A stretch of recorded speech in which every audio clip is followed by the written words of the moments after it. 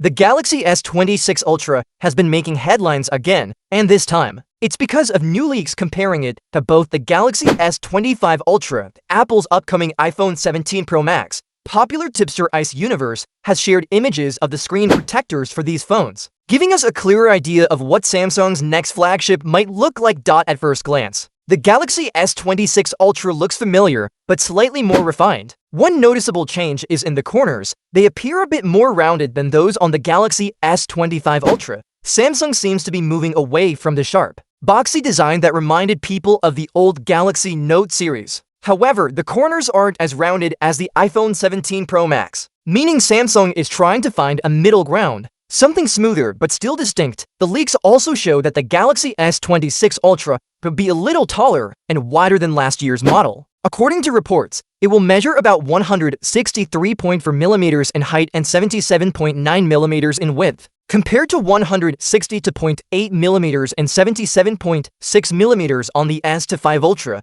That may not sound like a big difference, but in hand, it might feel slightly larger. Despite the small size increase, the screen size is expected to remain at 6.9 inches. Samsung will likely reduce the bezels to maintain the same display size while improving the overall look. There are also hints that the Galaxy S26 Ultra could be thinner overall, giving it a sleeker, more modern feel. But the camera area might stick out a little more than before. This is because Samsung is reportedly introducing a new pill-shaped camera design that groups 3 of the 4 rear cameras together. It's a fresh look that separates it from the vertical camera layout seen on the Galaxy S25 Ultra. Interestingly, even with this change, the phone might be slightly lighter than the S25 Ultra. Reports suggest it could weigh around 217 grams, just a bit less than the current model. Small tweaks like these suggest Samsung isn't aiming for a radical redesign, but rather subtle improvements that make the phone look and feel more polished. Of course, the Galaxy S26 Ultra won't just be about design changes. The hardware upgrades will be just as important. The phone is expected to feature the Exynos 2600 or Snapdragon 8 Gen 4 Galaxy,